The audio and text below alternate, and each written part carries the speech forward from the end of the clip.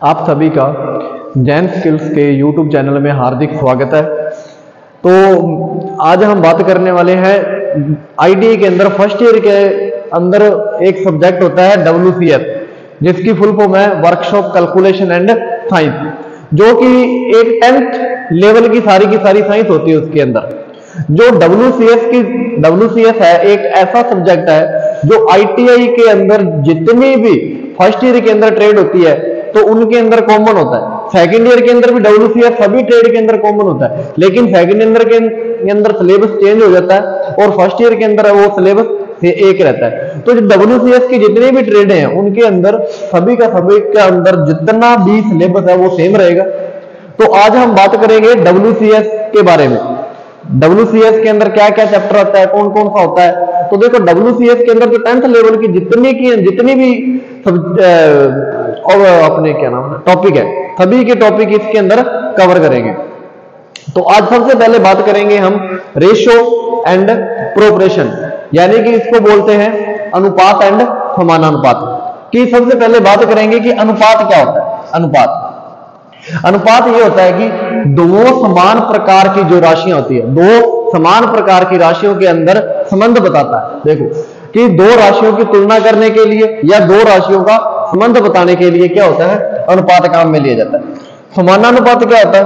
समानानुपात के अंदर क्या होता है कि दो अनुपात होते हैं, वो दो अनुपातों का आपस के अंदर संबंध बताता है, या दो अनुपात को आपस के अंदर क्या रिश्ता है उनका, ये बताने के लिए किसका यूज किया जाता है, समानानुपात का। अब देखो छोटा सा उदाहरण के लिए मैं आपको बताऊं। देखो दो समान प्रकार की राशियों की तुलना करने के लिए अनुपात का प्रयोग किया जाता है कि दो समान का मतलब क्या होगा कि जैसे 3 kg है तो उधर 5 kg है, ये समान एक ही है इनकी, यानी कि यूनिट एक होनी चाहिए, इनकी यूनिट एक होनी चाहिए। जैसे kg है तो इधर भी kg रहेगा। तो सिंपल सी बात है। अब जैसे यदि इधर मैं 3 kg कर दिया और इधर क्या कर दिया 5 ग्राम कर दिया, तो अब देखो ये इनकी जो यूनिट है ना, यूनिट अलग अलग हो जाएगी। तो इसलिए ये दो समान राशियां नहीं है, तो इन दोनों को इक्वल करना पड़ेगा। तो इसी प्रकार कि यदि आपके पास 2 सेब 3 केले हैं तो उन 2 सेब और केले का अनुपात 2:3 होगा। ये एक अलग के लिए पूछ रहा है, यूनिट की बात नहीं हो रही यहाँ पे यूनिट की बात नहीं हो रही कि दो वस्तुओं को आपस में बता रहा है। दो वस्तुएं कुछ भी हो सकती है। अब जैसे दूसरे बोल दिया कि 2 सेब और 3 केले, 2 सेब और 3 केलों का अनुपात क्या होगा, 2:3 हो जाएगा, 2:3 हो जाएगा। और अनुपात को हमेशा P/Q, यानी कि हम भिन्न के रूप में भी लिख सकते हैं। जैसे मैं इसको क्या लिख सकता हूं, 2/3, यानी कि 2/3 भी लिख सकते हैं। 2 हो गया सेब और 3 हो गए केले। तो इसी प्रकार इसको 2/3 भी लिख सकते हैं, और अनुपात में लिखेंगे तो 2:3 लिख सकते हैं, 2:3 लिख सकते हैं बेटा। इसी प्रकार समानानुपात यानी कि प्रोपोर्शन की बात करें तो प्रोपोर्शन में क्या होता है, समानानुपात एक समीकरण है जो बताता है कि 2 अनुपात बराबर है, 2 अनुपात बराबर है। जैसे ये लिख दिया मैंने 2:3, ये समानानुपात का चिन्ह होता है। इसके बाद लिख दिया 4:5, इसका मतलब ये हो गया कि 2:3 और 4:5 है, इनका आपस के अंदर जो अनुपात है वो बराबर है। उदाहरण के लिए 2:4 और 1:2 समानानुपात में, क्योंकि 2/4 बराबर 1/2, इनको लिखने का तरीका आपको मैंने बता दिया है। तो इसको इसके फॉर्म में भी लिख सकते हैं, यानी कि 2/3, इसको मैंने लिख दिया 2/3 बराबर में 4/5, बराबर में भी इसको लिख सकते हैं 2/3 बराबर में 4/5। इसी प्रकार देखो x अनुपात y लिखा हुआ, समानानुपात z अनुपात w लिखा हुआ है। तो इनको क्या करते हैं, x/y z अनुपात w लिख सकते हैं। तो समानुपात क्या है, 2 अनुपात संख्याओं का बीच संबंध बताता है, यानी कि जो अनुपात होता है वो 2 राशियों के बीच में, 2 वस्तुओं के बीच में संबंध बताता है। और जो समानानुपात होता है वो 2 अनुपातों के बीच में क्या रिश्ता है, क्या संबंध है, उनके बारे में बताता है। तो इसके जो क्वेश्चन है वो किस टाइप के आते हैं, आपको बहुत ज्यादा कोई हार्ड लेवल के क्वेश्चन नहीं आते हैं जो फर्स्ट ईयर के अंदर WCS की बात कर रहे हैं। इसके अंदर आता है सिंपल क्वेश्चन आते हैं बेटा। जैसे आपको यहाँ पे रकम दिख रही होगी 3/12, यानी कि 3, 12 और 14 का चतुर अनुपात क्या होगा। चतुर अनुपात को क्या बोलते हैं बेटा, फोर्थ रेशो भी बोल देते हैं। क्या बोल देते हैं? फोर्थ रेशो भी बोल देते हैं। अब इसका ये आपको 3 रकम दे देगा, इसलिए पूछ लेगा कि चौथा अनुपात यानी कि फोर्थ रेशो क्या होगा। तो इसके लिए सबसे पहले आपको क्या करना है, जैसे जैसे संख्या दे रखी है उनको वैसे वैसे लिख लो। 3:12 लिख लिया, समानानुपात क्या लगाओगे? 14 लगाओगे। इसके बाद खुद को क्या लगाना है? एक्स लगाना है, खुद को एक्स लगाना है। तो इसका सिंपल सा फंडा याद रखना कि जो इंटरनल होते हैं इन दोनों को आपस में मल्टीप्लाई करो, इन दोनों को आपस में मल्टीप्लाई कर दो। अब देखो 3 और x को मल्टीप्लाई किया तो क्या आएगा? 3x आएगा, इक्वल 12 और 14 दोनों को मल्टीप्लाई कर दो, हो गया। इसके बाद जो x है, x के आपको पता है इक्वल के इधर कोई भी वस्तु, कोई भी संख्या जब मल्टीप्लाई के अंदर होती है तो वो किसके अंदर जाएगी? हमेशा दूसरी साइड डिवाइड में जाएगी। x बराबर क्या करेंगे? 12 इंटू 14, ये 3 इसकी जाएगा, 3 से कटा 4, 4 3 12 और 14 को 4 से कर दिया 96। ये इसका आ गया फोर्थ रेशो, ये आ गया इसका फोर्थ रेशो। 14 को 4 से मल्टीप्लाई कर दिया 96 आ गया इसका। तो इसी प्रकार जैसे सेकंड क्वेश्चन है कि 9 और 25 का मध्य अनुपात क्या होगा, यानी कि मिडल, इंग्लिश में बोले तो ये मिडल की बात कर रहा है। इंग्लिश में किसकी बात कर रहा है? मिडल रेशो की।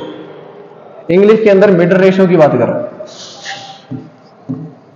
अब 9 और 25 इसके अंदर छोटा सा सिंपल आपको क्या करना है, जैसे दो संख्या है, ये मान लो a है ये b है, इसका फॉर्मूला क्या होता है? रूट करो a और b को क्या करो? मल्टीप्लाई करो और इसका रूट कर दो, ये इसका दोनों का फॉर्मूला होता है। अब इसको सिंपल सा क्वेश्चन में क्या है? 9 इंटू 25 दोनों को मल्टीप्लाई किया। अब देखो या तो इन दोनों को मल्टीप्लाई करके कर लो, या यदि आपको यही पता है इनका रूट क्या होता है तो वो रूट वैल्यू लिख लो। अब 9 का रूट कितना आएगा? 3 आएगा, इंटू 25 का रूट कितना आएगा? 5। दोनों को मल्टीप्लाई कर दिया, कितना आ गया? 15। यदि इन दोनों को मल्टीप्लाई करते, देखो दोनों को मल्टीप्लाई करके लिखो कितना आएगा? 225। तो 225 का रूट करोगे कितना आएगा? 15। दोनों तरीकों से जैसे मर्जी कर सकते हो आप, तो इसका आंसर सेम आएगा। मध्य अनुपाती के अंदर याद रख लेना, दोनों संख्याओं का मल्टीप्लाई होगा और रूट करना होगा। और जो फोर्थ अनुपात है उसके अंदर जितनी वैल्यू, 3 वैल्यू दे रखी है, तो इन तीनों वैल्यू को लिख लो और समानानुपात लगाओ और एक्स लगा दो। और कभी कभी आपको ऐसे भी क्वेश्चन लिख के दे सकता है, कभी कभी आपको ऐसे भी क्वेश्चन लिख के दे सकता है। उसके अंदर आपको क्या करना है? इंटरनल मल्टीप्लाई, आउट दोनों संख्या उनको मल्टीप्लाई और इक्वल में कर देना और x की वैल्यू आ जाएगी। इसी प्रकार तृतीय यानी कि थर्ड अनुपात, यानी कि थर्ड रेशो क्या होता है? इसके अंदर भी दो संख्या देगा, है ये भी एक प्रकार का फोर्थ अनुपात की तरह ही, लेकिन थोड़ा सा दिमाग खुद को लगाना पड़ेगा। देखो 4 और 6 दे रखा है, 4 लिखो, अनुपात में 6 लिखो। इसके बाद जो आपके प्रोपोर्शन यानी कि समानानुपात का चिन्ह होता है वो खुद को लगाओ। जो समानानुपात के इधर संख्या है, यानी कि इधर जो इसका पड़ोसी है ना, उसी पड़ोसी को इधर बिठा दो। ठीक है, ये इधर था, इधर आ गया। अब सेम क्या करना है? खुद को आगे एक्स लगा लेना भाई, खुद को आगे एक्स लगाना पड़ेगा। अब इन दोनों को मल्टीप्लाई करो और इस दोनों को मल्टीप्लाई करो। दोनों को मल्टीप्लाई किया, इन दोनों को मल्टीप्लाई किया, सेम टू सेम ये क्या बन गया? एक फोर्थ रेशो बन गया। 6 को 6 से मल्टीप्लाई करेंगे कितना आएगा? 36 और इधर बचेगा 4x। अब इधर x की वैल्यू करेंगे तो ये 4 इसके मल्टीप्लाई में जाएगा, 36/4 क्या बनेगा? 9। 9 चौका 36, यानी कि तृतीय अनुपात इसका कितना आएगा? 9 आएगा। सिंपल सी बात है, दो संख्या होगी, इन दोनों को अनुपात में लिखो, समानानुपात लगाओ, जो इधर है वही सेम पड़ोसी इधर बिठा दो और आगे अनुपात लगा के x की वैल्यू दोनों को मल्टीप्लाई करके x की वैल्यू आ जाएगी। अब देखो ये छोटा सा क्वेश्चन दे रखा है, ज्यादा बड़ा नहीं है, कि किसी स्कूल में बड़े कमरों की संख्या छोटे कमरों की संख्या से अनुपात 3:4 है, और यदि छोटे कमरों की संख्या 20 है तो बड़े कमरों की संख्या याद कीजिए। ऐसे ऐसे आपको क्वेश्चन बहुत मिलेंगे, जिसके अंदर कमरे बोल दिया, किसी स्कूल के अंदर लड़कियां हैं या कोई ABC 3 बंदे कोई वर्क कर रहे हैं, काम कर रहे हैं, कुछ भी XYZ कुछ भी मिले तो उसको करने का प्रोसेस पता होना चाहिए। करने का प्रोसेस क्या है? देखो एक स्कूल में बड़े कमरों की संख्या छोटे कमरों की संख्या से, अब देखो बड़े कमरे यानी कि मैं यहां लिख लूं बिग, बी का मतलब बड़े कमरे, अनुपात में क्या है? छोटे कमरे यानी कि स्मॉल। अनुपात कितना दे रखा है? 3:4। किसी स्कूल में बड़े कमरों की संख्या का छोटे संख्या के अनुपात, यानी कि जैसे जैसे बड़े लिखा है और इधर छोटे लिखा है तो 3:4 आ गया। तो यदि छोटे कमरों की संख्या 20 है, छोटे कमरों की संख्या 20 है, देखो छोटे कमरों की संख्या 20 है, यानी कि रेशो में कितना दे रखा है, 4 दे रखा है। रेशो यानी कि एक प्रकार से ये मानो कि 4 यूनिट बराबर उसने कितने कमरे दे दिए, 20 कमरे दे दिए। 4 यूनिट में उसने 20 कमरे दे दिए। तो एक यूनिट के अंदर कितने कमरे आएंगे, एक यूनिट के अंदर कितने कमरे आएंगे, 20 के अंदर 4 से डिवाइड करेंगे तो कितने कमरे आ जाएंगे बेटा, 5। यानी कि एक यूनिट की वैल्यू कितनी आ रही है, 5। तो अब अपने को पता है बड़े कमरों की संख्या ज्ञात करनी है। बड़े कमरों की पास कितनी यूनिट है, 3 यूनिट है। एक यूनिट की वैल्यू 5 है, तो 3 से 5 से मल्टीप्लाई कर दो, कितना आ जाएगा, 5 दिया 15 कमरे, 15 कमरे आ जाएंगे। बड़े कमरों की संख्या कितनी आएगी, 15 आएगी। तो देखते हैं नेक्स्ट क्वेश्चन में क्या है कि इसका थोड़ा सा ये अलग नियम है।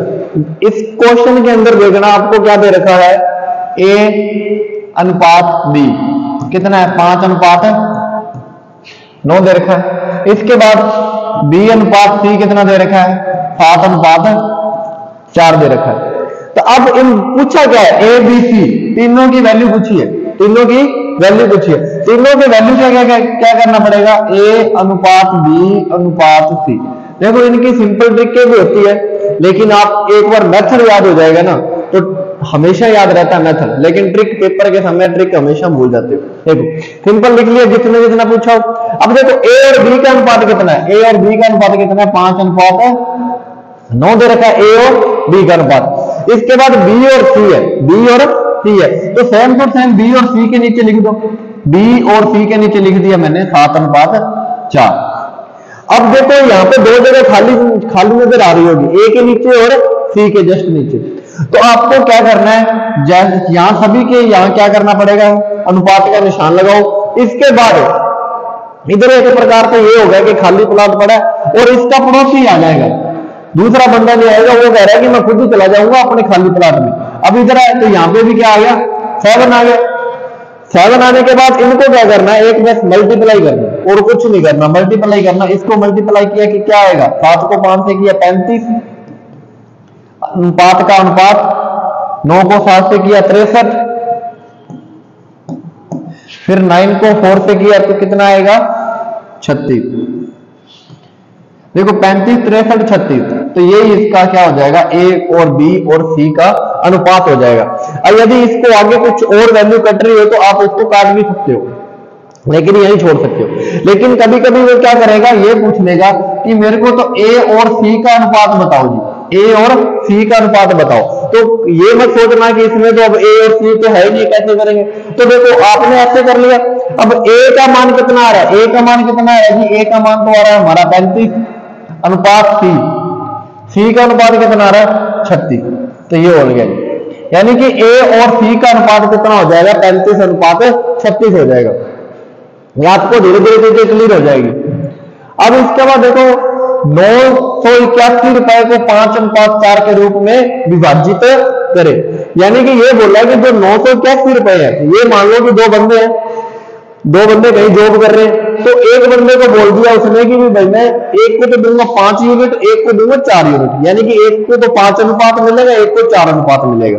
लेकिन मैं पेमेंट दोनों को कितना दूंगा, दोनों को पेमेंट वो दे रहा है, टोटल सैलरी कितनी देगा वो 981 रुपए। वो कह रहा है कि इसके ऊपर मेरे पास पैसे नहीं है, 981 रुपए में तुम दोनों को दे दूंगा। यूनिट बता दिए 5:4 बता दिए, तो आप अपने आपस में बांट लेना। जब ये दोनों यूनिट दे रखी हो, 2 दे रखी हो, 3 दे रखी हो, टोटल वैल्यू दे रखी हो, इसके लिए क्या करना बेटा, दोनों यूनिट को जोड़ लो। 5 और 4 को जोड़ लिया, अनुपातों का योग कितना आ गया जी, 9 आ गया। यानी कि 9 यूनिट की वो वैल्यू कितनी दे रहा है, 9 यूनिट की वैल्यू दे रहा है 981 रुपए। अब यहाँ पे तुम खुद लिखो कि 9 यूनिट की वैल्यू कितनी है, 981 है। तो सर एक यूनिट की वैल्यू कितनी आएगी, एक यूनिट की वैल्यू कितनी आएगी, 981 के अंदर 9 से डिवाइड कर दो। 9 से डिवाइड किया तो क्या आएगा, 9 से A1, फिर दोनों आएगा, फिर 0 लगेगी, 9 को 9 से किया 100, यानी कि एक यूनिट की वैल्यू कितनी आ रही है, 109 रुपए आ रही है। एक यूनिट की वैल्यू कितनी आ गई है, 109 रुपए। एक यूनिट की वैल्यू 109 रुपए है, तो मान लो अपने पास 2 यूनिट है, एक 5 और एक 4 दे रखी है। तो अब 105 को, एक यूनिट की वैल्यू 109 है, तो 5 की कितनी हो जाएगी, 5 की कितनी हो जाएगी, 9 को 5 से किया 45, और ये हो जाएगा 545 रुपए, 545 रुपए आ गया। मान लो ये ए को मिल रहे हैं 5 यूनिट। अब इसके बाद 4 यूनिट दे रखी है, 4 एक है 4, अब एक यूनिट की वैल्यू कितनी है, 109 रुपए, तो 4 यूनिट की वैल्यू 109 से मल्टीप्लाई कर दो, तो 9 ये आ जाएगा 436 रुपए। यानी कि इसको कितने मिलेंगे, 436 रुपए मिलेंगे, और इसको मिल रहे हैं